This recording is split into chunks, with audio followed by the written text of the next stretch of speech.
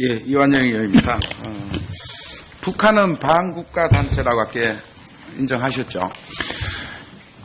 북한의 이중성이 있죠. 말씀하신 대로 북한이 그런 성격을 갖고 있고 그런가 하면 또 헌법에 저희들의 평화적 통일의 대상인 측면도 있죠. 그것이 한반도의 유일한 합법 정부는 어디입니까? 대한민국입니다. 북한은 불법 정권입니까?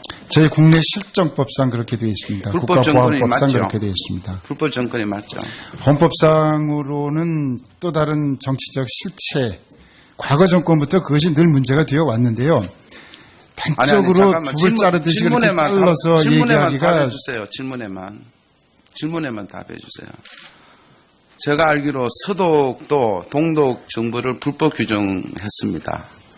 그러나 교류를 하고 지원을 하고 다양한 그런 활동을 통해서 통일을 이루어냈어요.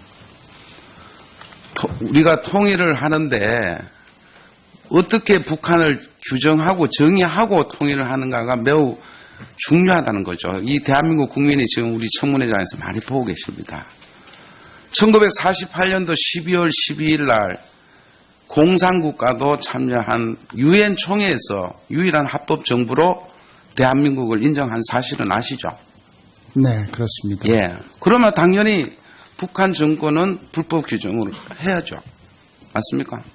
저희 국내 국가보안법 실적법상 북한은 반국가성을 가지고 있습니다. 예.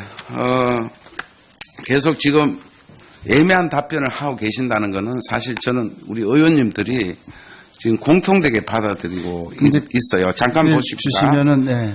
국내 지금 공약에는 대통령 공약 이래 돼 있어요. 국내 정보 수집 업무를 전면 폐지하고 이래 돼 있어요. 전면. 그러면은 지금 국정원 직원들이 부처에 출입하고 국내 기업에 하고 이런 활동 자체를 전면 폐지하겠다. 이렇게 우리 지금 이해할 수밖에 없어요. 그런데 자꾸 지금 후보자는 정치 개입과 관련한 정보 수집만 폐지하겠다. 이렇게 지금 하는데 소신이 뭐예요? 앞으로 이 문제가 어떻게 우리 후보자는 타결해 나가겠어요? 네, 입장은 명백하다고 말씀을 드리겠고요. 국내에서 하는 모든 정보 활동을 없애겠다는 뜻이 아니고요. 국내에서 국내 정치와 관련된 민간 사찰과 관련된 그런 수집 활동은 저희가 폐지하겠다는 것이고요.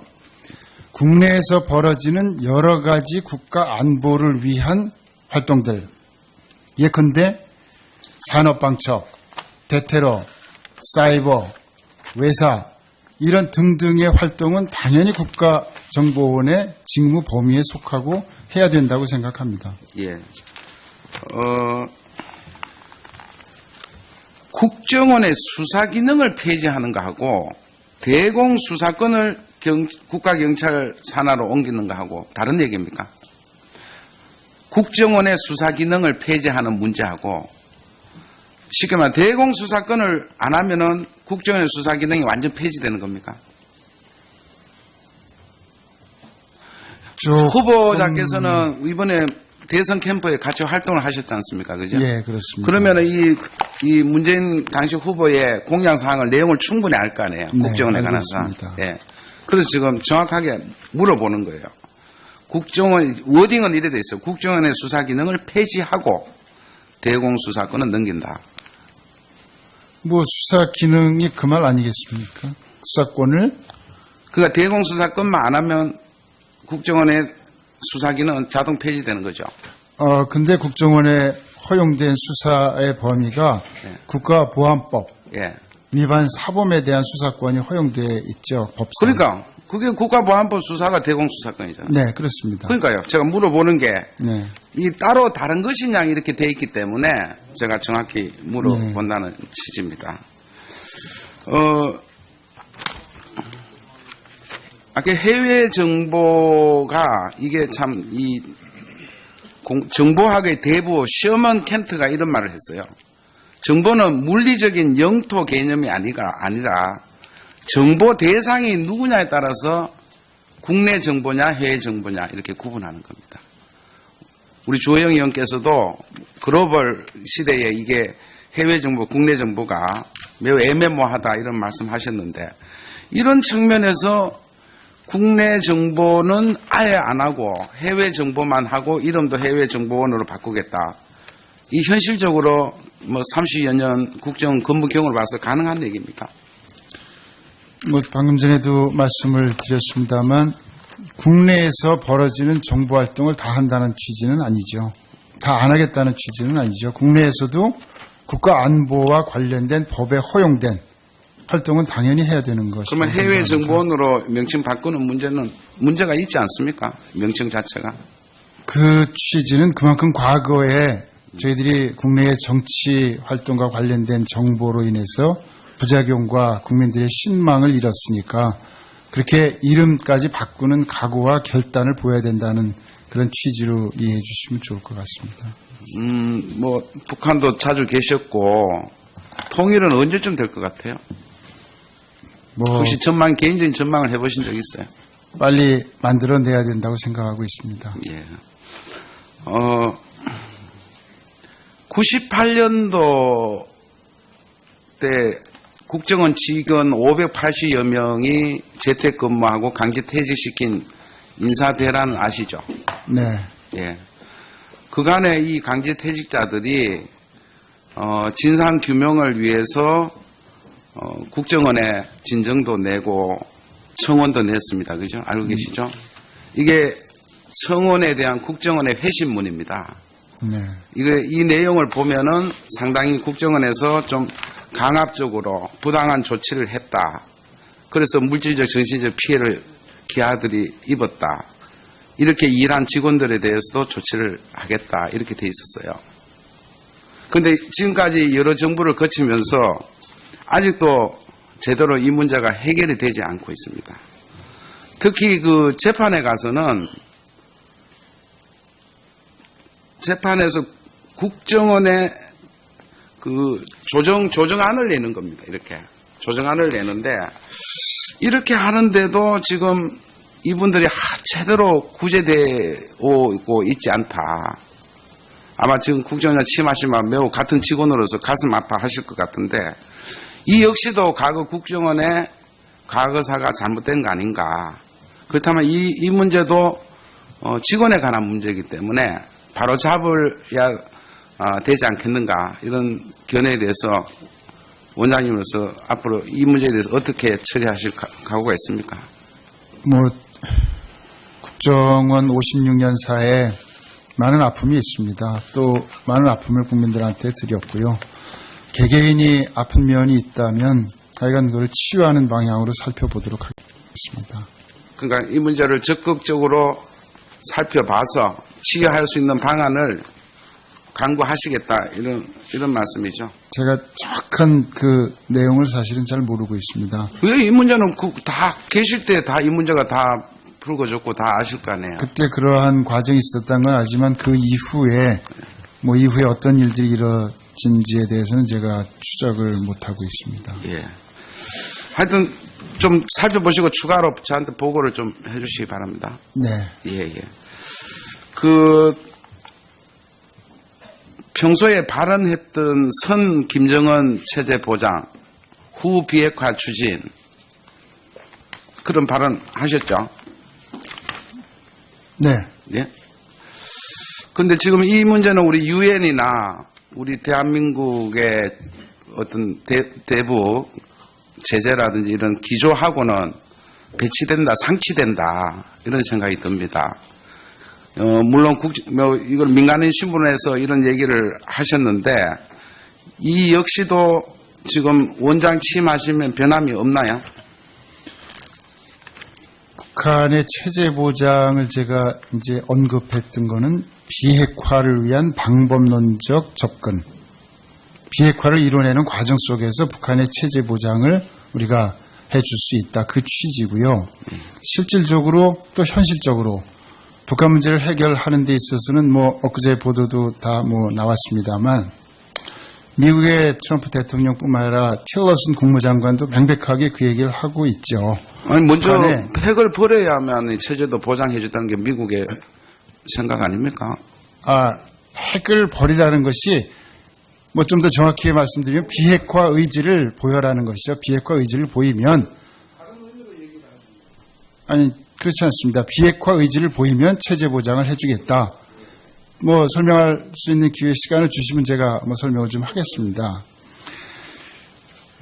말씀하시듯이 북한의 김정은 체제는 핵무기가 자기의 생존 수단이라고 생각하고 있으면서 자기들이 핵을 가지고 있는 이유가 외부로부터 자기네 체제를 붕괴시키기 때문이라고 주장하고 그걸 명분으로 삼고 있는 것이죠. 근데 우리 쪽에서 하는 얘기는 당신들이 비핵화, 당신들이 핵무기를 버리면 생존을 보장해주겠다. 이 얘기를 지금 하고 있죠. 여기서 이제 엇박자가 나고 맞지 않는 겁니다. 그래서 그렇지 않습니다. 뭐 미국의 입장을 지지하고 있는 거죠. 지금 말씀하시면 사실은 미국이 저희하고 이 입장에서는 같습니다. 지금 똑같은 입장을 공유하고 있고 여전히 지금도 그 입장에서 대북 정책을 추진하는데 문제는 지금 상황에서 북한의 그런 상태 속에서 대화를 하기는 어렵다. 이거는 같은 입장을 갖고 있는 거죠. 그래서 지금 더 강한 압박을 북한에 대해서 강하고 있는 것이고 미국이나 우리나 또 심지어는 중국의 합류하에 그런 일들이 지금 발생하고 있고 이런 강한 압박 속에서 북한이 비핵화에 대한 의지를 표명할 때 신뢰를 줄 때 그때 대화를 할 수 있고 그때 북한의 체제 생존도 우리가 보장해 줄 수 있다. 이 얘기를 하는 맥락 속에서 북한의 체제 생존 얘기가 나온 것이죠. 다시 말씀드려서 북한의 체제 생존이라는 용어를 썼다고 해서 뭐 대북관이나 안보관 거기에 대해서는 제가 의심하지 않으셔도 좋다는 말씀을 제가 드리고 싶습니다. 예, 이완영 의원입니다. 북한은 반국가 단체라고 아까 인정하셨죠? 북한의 이중성이 있죠. 말씀하신 대로 뭐 북한이 그런 성격을 갖고 있고 그런가 하면 또 헌법에 저희들의 평화적 통일의 대상인 측면도 있죠. 그것이 늘 한반도의 유일한 합법 정부는 어디입니까? 대한민국입니다. 북한은 불법 정권입니까? 저희 국내 실정법상 그렇게 되어 있습니다. 불법 정권이 국가보안법상 맞죠? 그렇게 되어 있습니다. 불법 정권이 맞죠. 헌법상으로는 또 다른 정치적 실체, 과거 정권부터 그것이 늘 문제가 되어 왔는데요. 단적으로 잠깐만. 죽을 자르듯이 그렇게 잘라서 질문에만 얘기하기가 답해주세요. 질문에만 답해주세요. 제가 알기로 서독도 동독 정부를 불법 규정했습니다. 그러나 교류를 하고 지원을 하고 다양한 그런 활동을 통해서 통일을 이루어냈어요. 우리가 통일을 하는데 어떻게 북한을 규정하고 정의하고 통일을 하는가가 매우 중요하다는 거죠. 이 대한민국 국민이 지금 우리 청문회장에서 많이 보고 계십니다. 1948년도 12월 12일 날 공산국가도 참여한 유엔 총회에서 유일한 합법 정부로 대한민국을 인정한 사실은 아시죠?